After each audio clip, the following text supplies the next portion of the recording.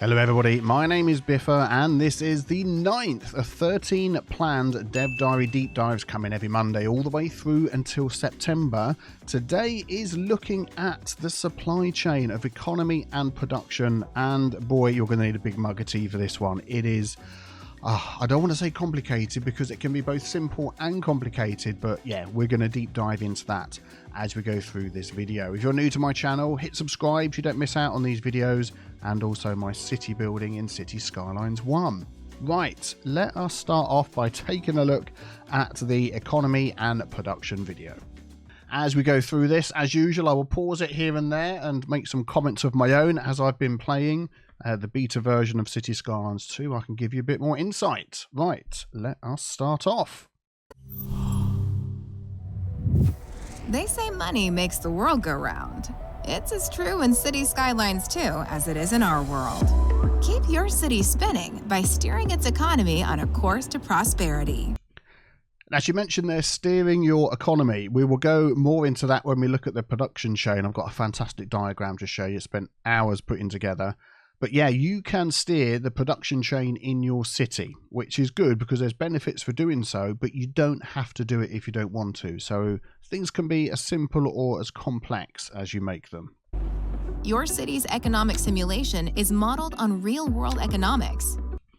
So basically that sort of code for, and I'm pretty sure this has come out in a Dev Diary or something we've read, that things can fluctuate as you go through the game. You don't set it and then that's it.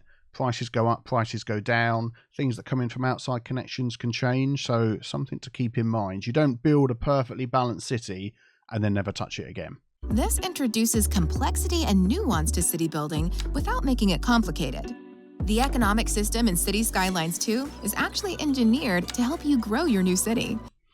So we'll have a look at this in a bit more detail as well later, but you can adjust your taxes for each of your zones, and then each of these has a little drop down, and you can really dive into the depths of your taxation, and particularly the industry one, the material and the immaterial goods, which we'll talk about. You adjust the tax rate, and that is how you can sort of steer how your city's going. This city's making money, which is good to see. Well done, New Dollarton.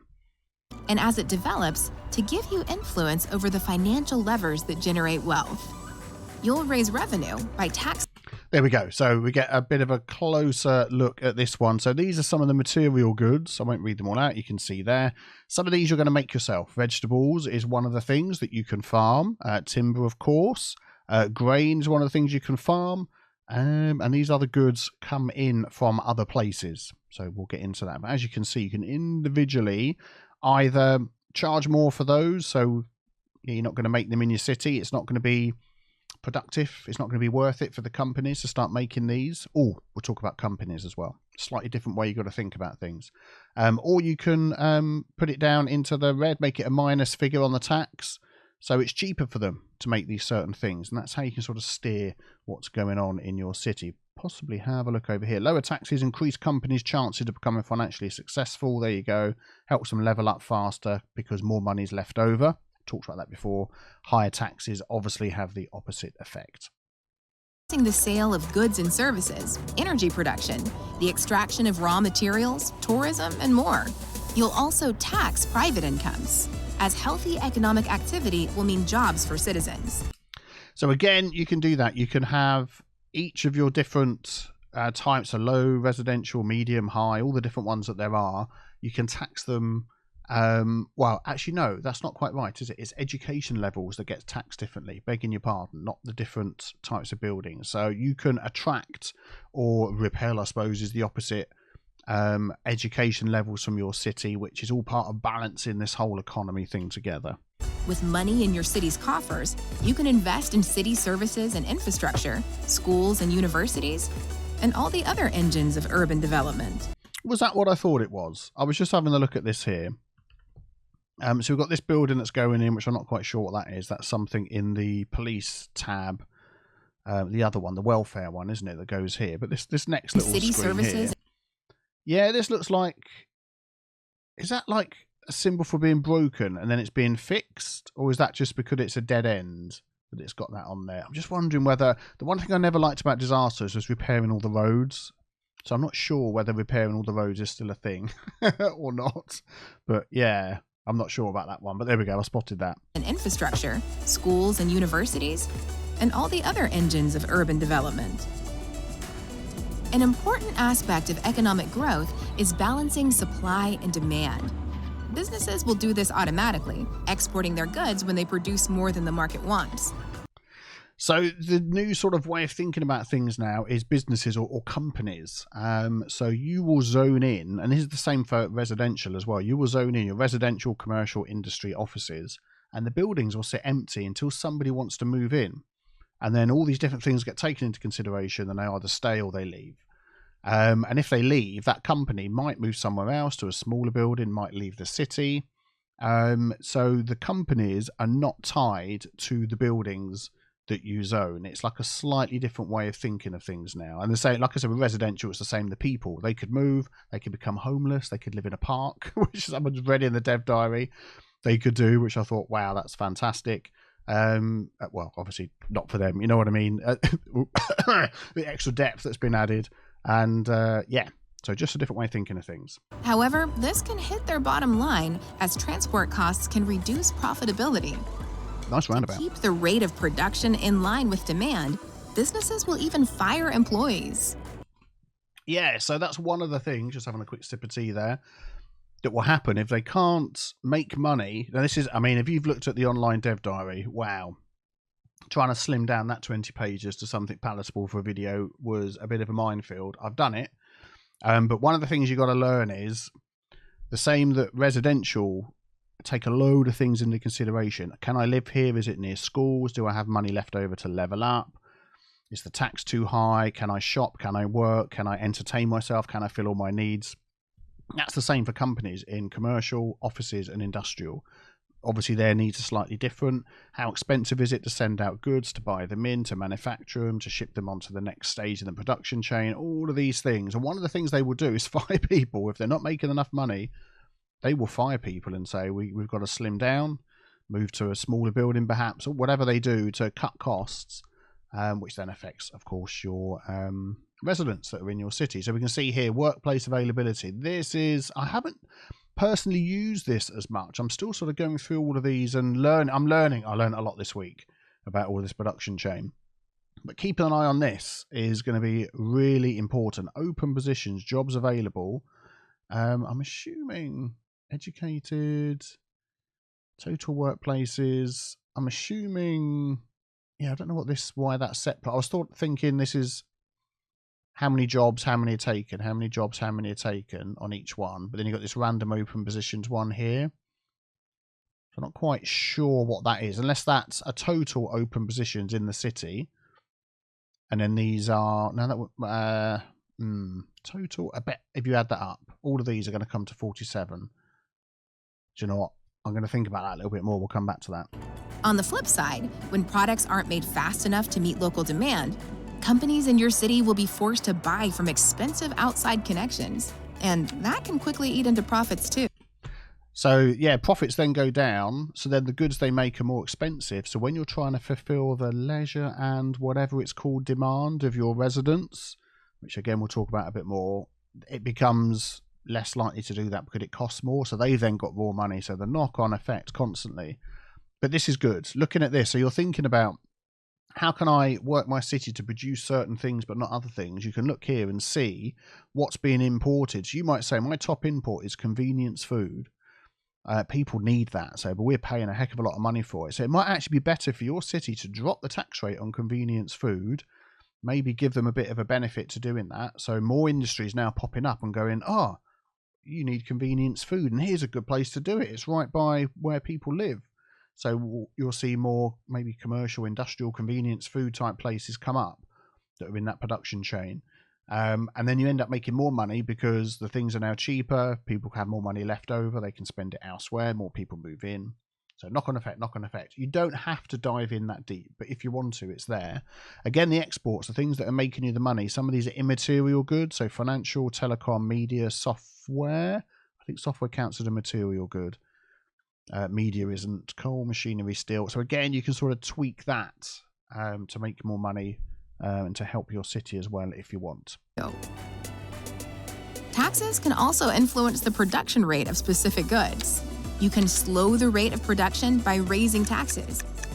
Oh, there we go. We've got some more down here. It's got crude oil that's been added, metals as well. Lower taxes to accelerate production. Oh, and we've got some more petrochemicals, metal ore, plastics, wood. So we've got wood and timber. Oh, okay. There we go. Coal. Excellent. So we're seeing quite a few of these. Production rates and more similar manufacturers to your city. It's also possible to motivate.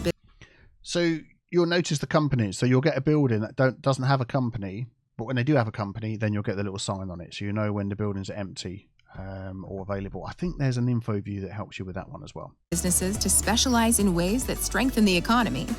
Imagine reducing taxes for. A couple more extra ones. Plastic, chemicals, pharmaceuticals, that looks like. I think that's what it is. Furniture, lodging, meals. Yeah, so some of these are appearing and disappearing, aren't they? I suppose it depends what you've got in your city. If your city's at a different point in time, you've got different things available. For furniture stores and the various industries that manufacture their products. That will make them more profitable. More businesses specializing in the design and manufacture of furniture will crop up. Before you know it, your city will have a flourishing furniture trade and a reputation that keeps cash flowing in. So if you have a load of buildings that are together that work through that production chain, you get a city bonus. Now, we sort of spoke about that quite a few episodes ago. It's not an overall city bonus. You don't have a whole city producing furniture, but you get the specialization bonus that buildings will have. Does it show on there? I don't know whether it shows somewhere, but it increases the efficiency anyway. So with that bonus to efficiency, that'll be because these are near to each other and helping each other out. Managing and adjusting production.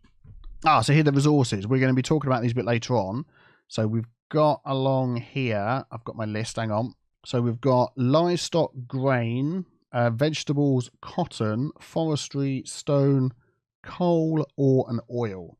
Now some of these need to be put on fertile land, which I think is grain and vegetables, and then obviously the oil and the ore. And the coal, I think, as well. The stone can go anywhere. Wood has to go on forestry. Cotton anywhere. Livestock anywhere. So that's the sort of thing you see. So here we can see fertile land, wood, ore and oil. Maybe coal doesn't have to go on a certain place. I can't remember exactly which ones, but yeah. So now we know what all of these are. And they've got this same sort of zoning thing. So you can resize it to make your farm or your area of getting these specialized industry area goods, which we're going to talk more about that, so you can get that looking however you like. Chains is another way you can influence your city's economy. As you can see here, look at all the different shapes that we've got. I'm pointing with my finger, you can't see all these different shapes that we've got around here. But what's interesting now, because you want these goods being taken out, I'm assuming this is like stone perhaps, or it'd be ore, wouldn't it, with that machine? So then you need to put a bit of normal industry zoning, because this ore will be turned into something else, and because they're nearby, they'll get an efficiency bonus. These vehicles here move around within this area, collect it, take it back to the main hub, main little extraction zone, then it gets shipped out by the trucks. So again, thinking about what's near other things, and if you could click on these, you'll notice these would mostly be buildings or companies that will process whatever's nearby. Not always, depends on your tax rate and stuff, as we've spoken, but yeah, that's the general idea. Overhauled in Cities Skylines 2, this adds a whole new dimension to city building. So you can see this machine here. This machine's gone out. It's gone up and down. I know it's a bit, because obviously the oil derricks would collect the oil, and I'm assuming it'd just be pumped over. But instead, you've got these vehicles that will go around and do like a pre-made sort of path. You do get an efficiency rating when you draw these out, whether it's done well. So I'm assuming you can sort of balance that a bit. But yeah, mostly I sort of make it look good and it works fine. There's no need to micromanage every detail if you don't want. Whoa, skipping over a lot of different stuff there. Let us go back and do a bit of frame by frame. Okay, so you've got the tax rate on all the services. We've spoken about that before. So if you've got too much electricity, you can either sell it or you just lower your tax rate. Same with fire and rescue, all the rest of it. That makes sense. That was what it was like before. I just want to go through these little things that get... Come on, next frame, next frame, next frame. Here we go, onto production. Right, so what you're seeing here is your surplus and deficiency. So let's just say this one here is wood. If you have...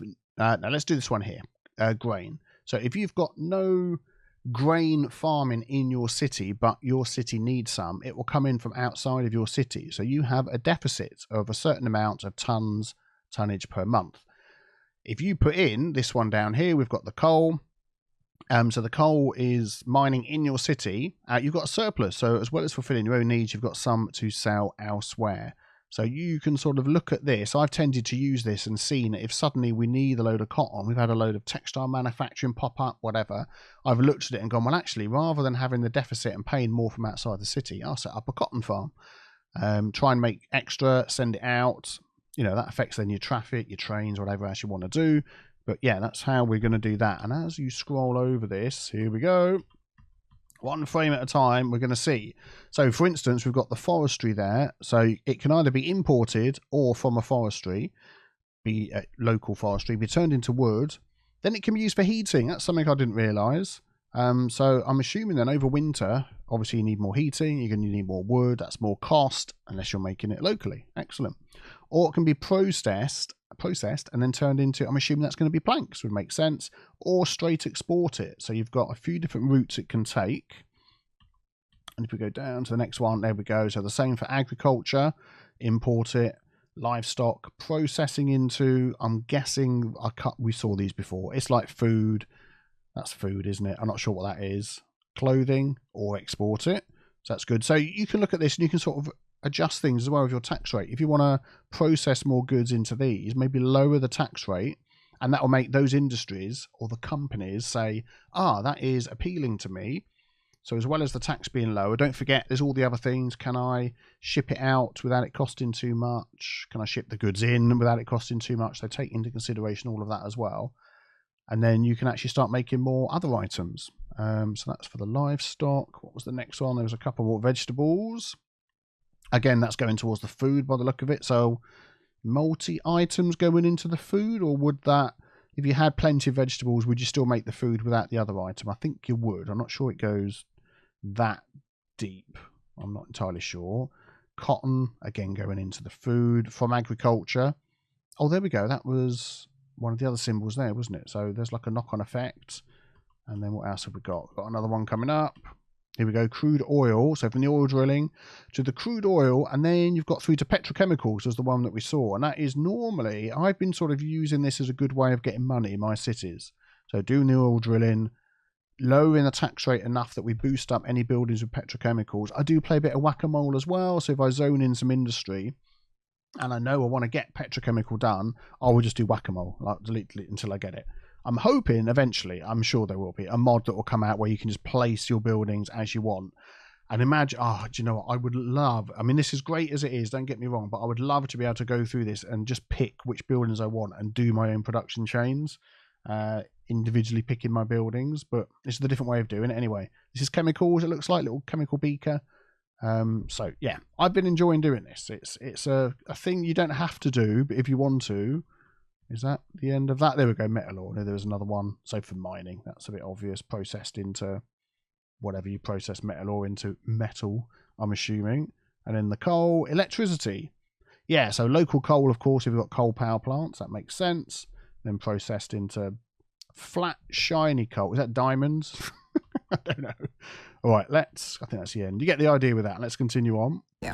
But if you love a puzzle, there's almost no limit to how deep you can go. So now you've got the material goods as well. So the things that you can manufacture yourself or get in. And then, yeah, so these goods at the end are now listed down here. So you can also adjust those. Surplus, deficit. So look at this one here. There we go. That one to me always seems like, well, that's because there's cars and they want petrol. Maybe that might be it. But for me, there's always been a deficit of this one. So that's why I go down the oil route, to make sure I can sort of cover those needs, get some bonuses, make some money. Starting from raw material extraction, you can get raw materials into the city by importing them or producing them locally. Opt for local production. I still love the way that farm looks. All the houses, but I used to live in a house that backed onto farmland like that. It was great. But yeah, I love the way it looks. And you'll need to establish a specialized industry area. There are Okay, so what we're looking at here, this is just the zoning thing that tells you where to put the zoning. 9 total. We've seen these already, haven't we? Farms where you can raise livestock or grow either grain, vegetables, or cotton. Forests produce timber, though how much depends on the age of the forest. So again, we've got this efficiency rating. So this is the forestry building, isn't it? Look, producing wood and got the efficiency. Probably got a nice big area, maybe a bit of industry nearby as well to help with that. You can extract ore, stone, or coal from underground deposits. And lastly, you can drill for oil. You'll manage all this activity via... Oh, I like those buildings up behind. I'm not quite sure what they are, but they look pretty big, don't they? Yeah, this is a good screen, actually, because with your budget, you need to sort of, with the deficits you've got and the tax rate adjusting, you really want to still make sure you're making money, because you can really, subsidies, that's what I was looking for before. You can subsidize certain things to be pushed more. But yeah, you got to keep an eye on this. The economy panel. It puts your city's finances at a glance and allows you to monitor and adjust production outputs for various goods and materials. With integrated tools and clear displays. So the loan thing, big difference now. A lot of the things I'm telling you now, I would have covered in the Dev Diary, but I'm doing it a bit different now. We'll do it as I go through the video because it's easy to see. So instead of the 3 loans, you get the 1 loan that can be adjusted at any point, paid back at any point. Interest rate changes as you go up and go down. The city I'm building at the moment, I got into a right pickle with it. And I was juggling things, and I got to a point where I was like stagnant, not making any money, losing money, couldn't hit the next milestone. I was like, what am I going to do? And I thinking, right, I need to put all my knowledge into this because I want to be able to fix people's cities. And I think this is one of the things that people are going to struggle with. And I got myself out of it, and it was tough and it was fun. I enjoyed it. I had to juggle all sorts of things, and I've almost paid back my loan now that I've had for probably the past couple of weeks of play. And it's been good fun. And now I'm back to making money. I'm expanding, doing other stuff. And I know why I messed up as well. And it is, it's good that all that juggling is there available, but it isn't just hours spent in this screen. I've got to do the tax. Am I making money? I've got to do the service costs. It's to do with what you've got placed, how many things you've got down, police and fire. Do you have too many? Do you need to shut some down, move them somewhere else? So they've got a nice coverage, and so many different things went into it. I'm liking the complexity of it. And it was a challenge, but it wasn't impossible. So that's good. I like that. The economy panel is a user-friendly way to... There we go. There's the education things I was telling you about. So all the different education levels, you can adjust that. To me, this is a guessing game. I've sort of started a bit lower here and sort of gone up in an angle. This is sort of going up and down differently. I don't know. Let's have a look. Collected, set individually. Yeah. Lower taxes encourage citizens to move in. Obviously, help their building to level up. We said about that. They've got more money left over. And then that is the opposite. So I suppose it depends what you need in your city based on what levels of education we saw in the info view that industry is needing. And you can adjust it like that. I haven't gone that deep into my taxes yet. I've just sort of got it starting at, I think this one's quite low, and it just sort of goes up like that. And I've got the same for commercial, not for industry, because I've tweaked that. My office is like off the chart just to help me make some money. But as you can see, look, 200,000 an hour. It is possible to make a lot of money. And yeah. Okay. Manage and grow your economy. So, if money really does make the world turn, how will you grow your city's economy so everyone in it can enjoy the ride? And there is a lot you can do. Right, so before we dive into this amazing supply chain, production chain graphic I've done, we're just going to jump back to Thursday's video, which is climate and seasons, and just see if there's any other little snippets and tidbits we can grab from this one. Today's topic is climate and seasons. Beta footage, don't forget. Looks fantastic though. Oh, look at the... No, it's real life. Did I catch you out there? Were you caught out?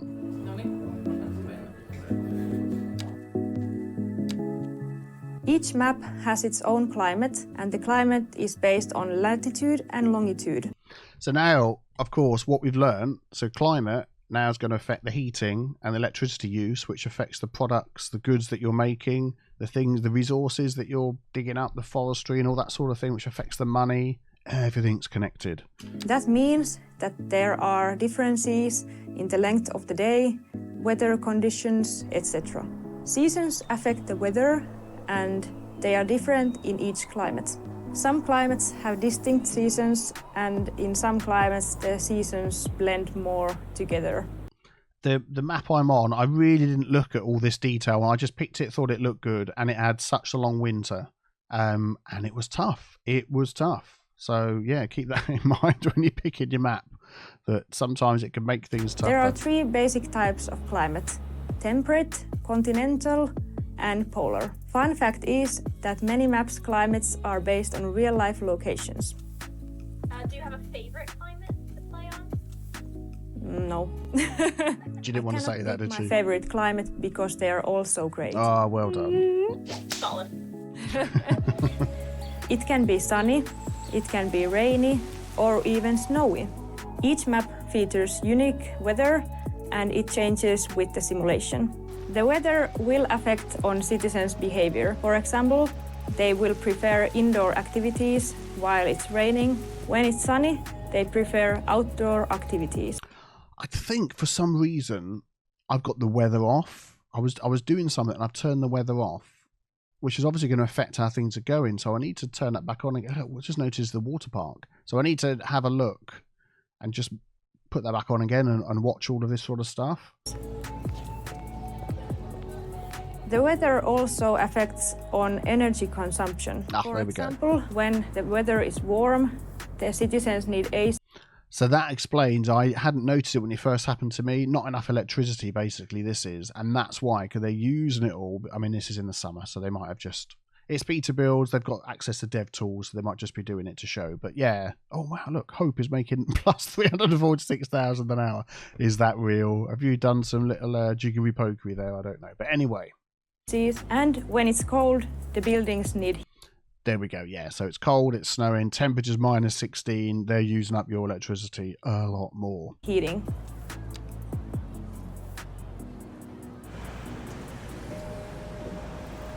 Do you not know how to use a roundabout? There's giveaway signs here, and you're right out into the middle of the road. Could you please? This is like, look at that, a nice, good traffic jam, which is interesting. I was struggling to get traffic jams recently. Yeah, I got some traffic jams. I did. My city's got a bit bigger.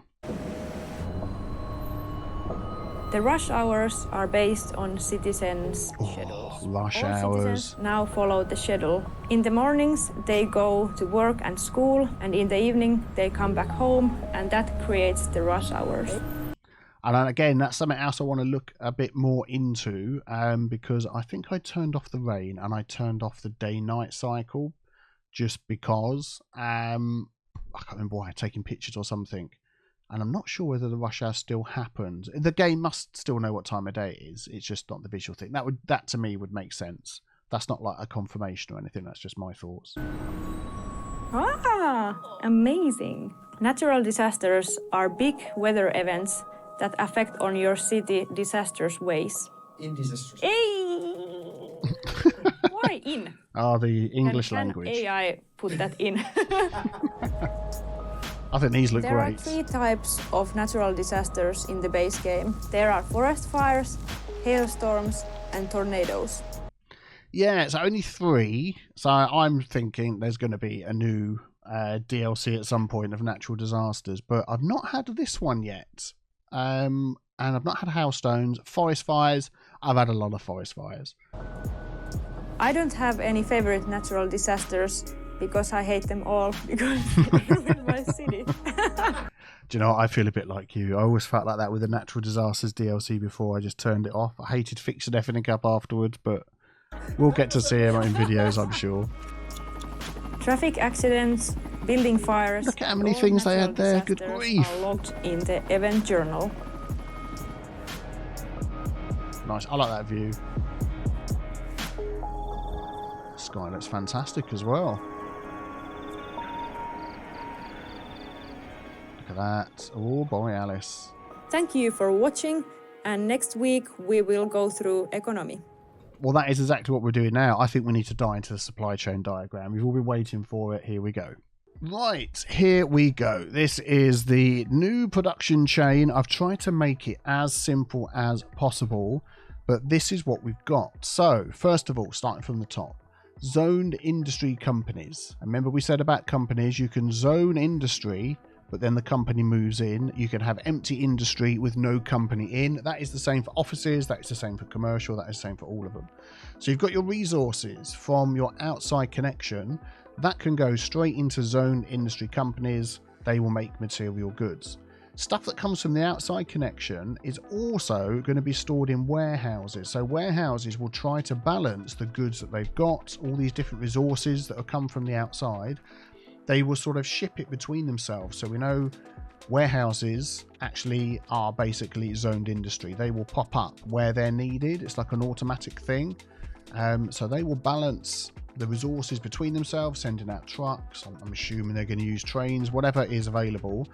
And then zone industry can also get goods from warehouses, and they will sort of pay a cost. The cost will be cheaper. I'm assuming they pay a cost when it comes in. Yeah, not quite sure how that's passed on, but the cost is taken into account anyway when they sell it on to the zoned industry. Zone industry can also get what it needs from specialized industry areas. These are items that you will paint yourself. So livestock, grain, veg, cotton farming, forestry, stone, coal, or an oil. That should be a line, not a full stop.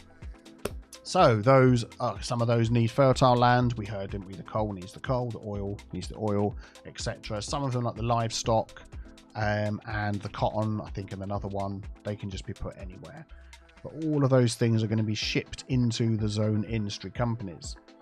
Then you've got the material and the immaterial goods in this column here. So all of these ones can be affected via taxes, as we saw. You can increase the tax, you can drop the tax down, you can manipulate how many of the zone industry companies decide to make different types of goods, or how many of the offices decide to make different types of immaterial goods, which we'll talk about. So you got your material goods. Zone industry makes your material goods, and they can do various things with them. They can just sell them to the outside connection.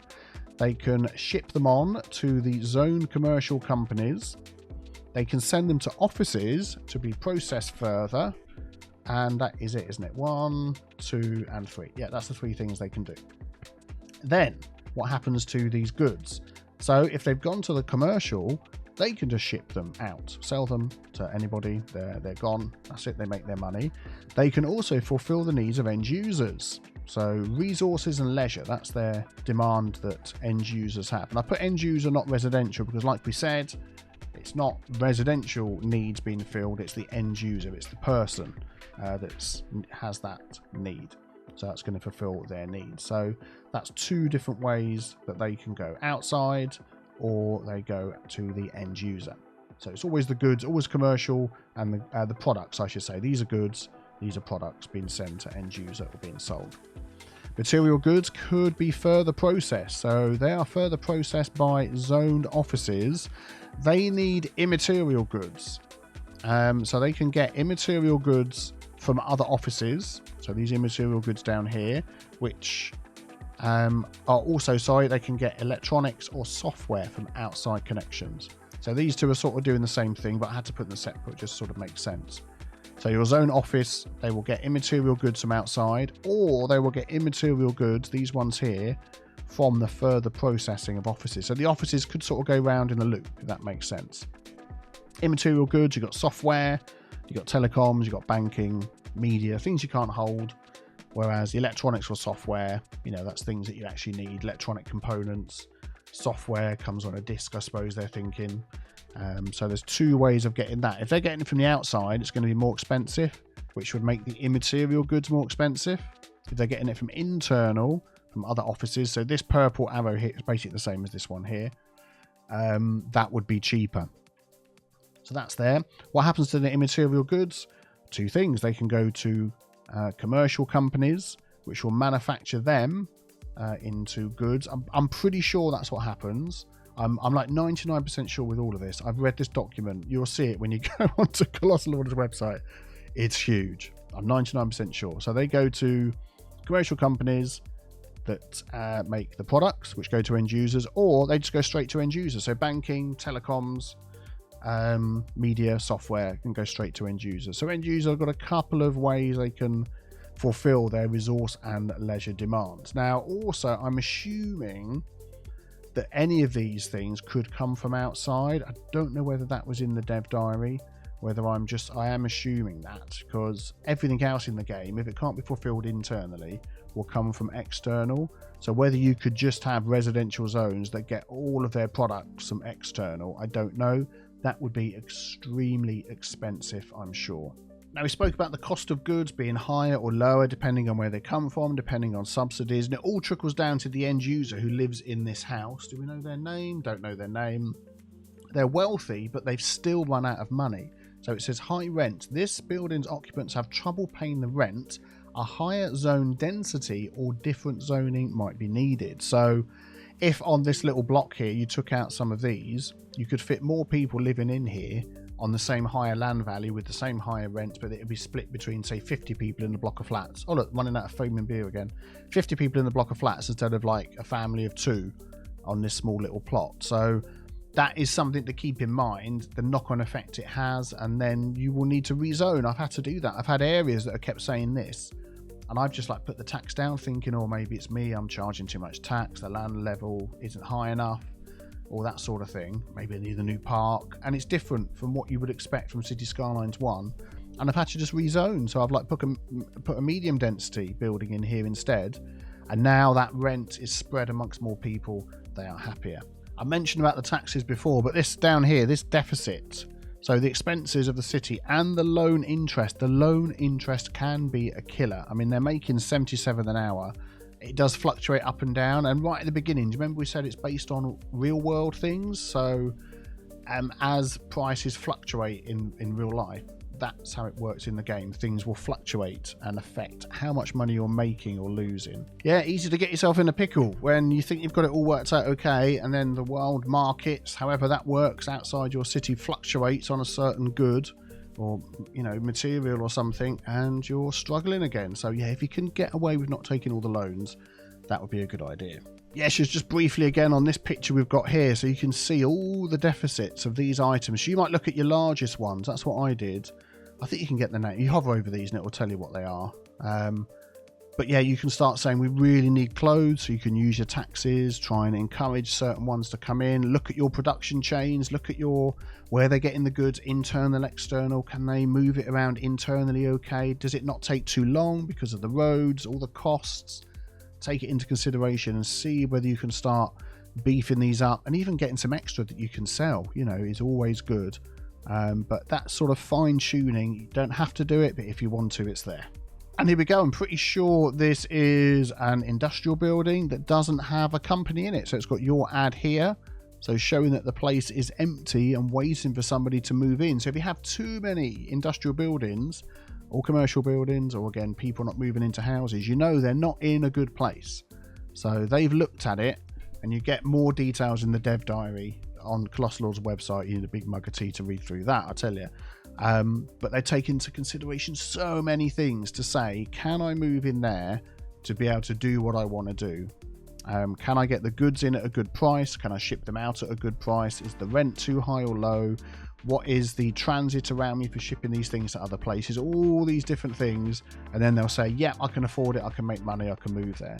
Then after a while, they go bankrupt and move somewhere else. So this production chain here helped you at all. I'm going to make this available on my Discord. There'll be a link either on the screen or in the pinned comment, definitely in the description below. And as we learn more things, we will sort of tweak this as we go along, because I'm sure there's probably a couple of things we can change. But if you enjoyed the video, please leave a like, always greatly appreciated, and subscribe. Be back here Monday for these on a regular occasion, and Saturdays for my building cities in Cities Skylines. Have a great day. Thanks for watching. Take care. Bye bye.